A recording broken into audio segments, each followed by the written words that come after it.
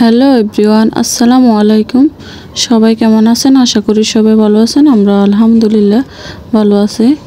তো আজকে আর একটা রেসিপি নিয়ে আপনাদের মাঝে হাজির হয়ে গেলাম। তো এই তো গরুর রগ ভুনা করব।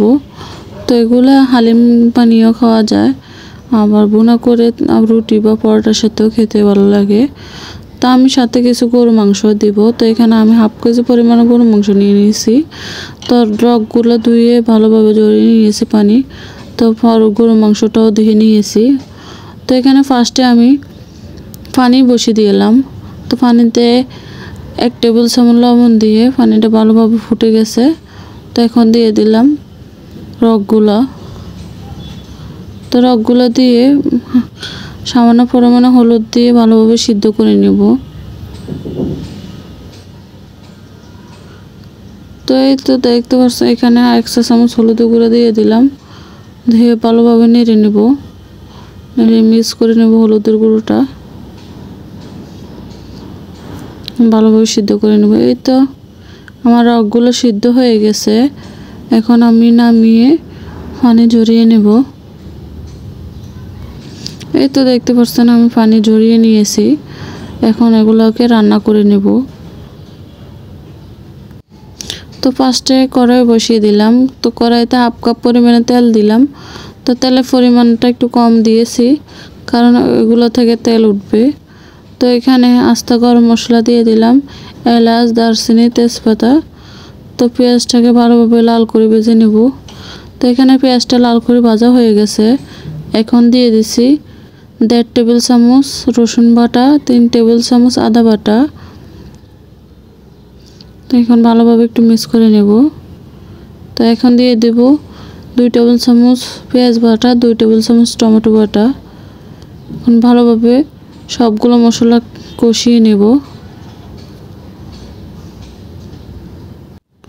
তো আমার মশলাটা ভালোভাবে কষানো হয়ে গেছে। এখন দিয়ে দেব লবণ 1.5 টেবিল চামচ। তো আর একটু কষিয়ে নেব। তো মশলাটা ততক্ষণ কষাবো যতক্ষণ তেল উঠে না আসে। তো দেখতে পাচ্ছেন কিছুটা তেল উঠে আসছে। তো আরও ভালোভাবে কষিয়ে নেব। এই তো আমার মশলাটা ভালোভাবে কষানো হয়ে গেছে। এখন এক এক করে সবগুলো গুঁড়া মশলা অ্যাড করে নেব। দিয়ে দেবো 1 টেবিল চামচ হলুদ গুঁড়া, 1.5 টেবিল চামচ মরিচ গুঁড়া, 1.5 টেবিল চামচ গরম মশলা গুঁড়া, 1 চা চামচ জিরা গুঁড়া, 1 টেবিল চামচ ধনিয়া গুঁড়া। তো মশলা একটু নেড়ে নিব। তো মশলাটা কষানোর জন্য সামান্য পরিমাণ পানি দিয়ে দেব।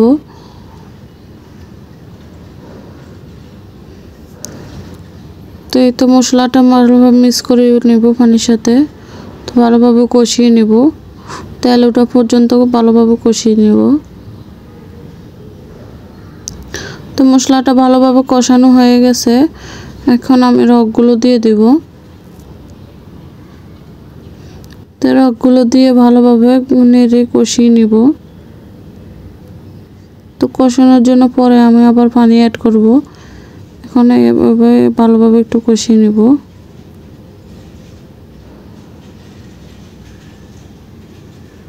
এই তো ভালোভাবে মিক্স করে নিছি। এখন কষানোর জন্য আর একটু পানি দিয়ে দেব। তো 2 মগ পরিমাণে পানি দিয়ে ভালোভাবে কষিয়ে নিব।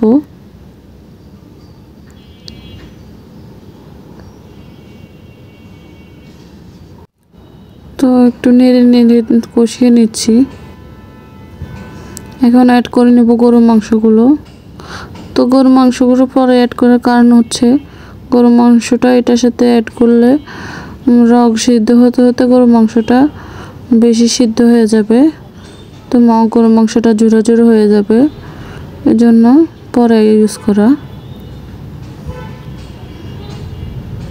তো এই রগগুলো রান্না করতে অনেক সময় লাগে আর সিদ্ধ করতে অনেক সময় লাগে। তো এগুলো সিদ্ধ করার জন্য আবারও পানি দিয়ে দেব। তো 1 কড়াই পরিমাণে পানি আমি দিয়ে দিয়েছি এখানে। তো এই পানি দিয়ে এই রগগুলোর মাংসটা সিদ্ধ হয়ে যাবে। তো চুলার আঁচটা মিডিয়াম করে রেখে দিবেন। তো এই তো দেখতে পাচ্ছেন আমার অনেকটাই পানি শুকিয়ে আসছে। তো আবারও ভালোভাবে একটু নেড়ে দিচ্ছি। তো এভাবে কিছুক্ষণ পরপর নেড়ে দিয়ে চুলাটা কমিয়ে কিছুক্ষণ পরপর নেড়ে নেড়ে এগুলো সিদ্ধ করে নেবেন। তো এই তো দেখতে পাচ্ছেন আমার প্রায় ঝোল অনেকটাই শুকিয়ে গেছে। তো একটু ভুনা ভুনা হয়ে গেছে।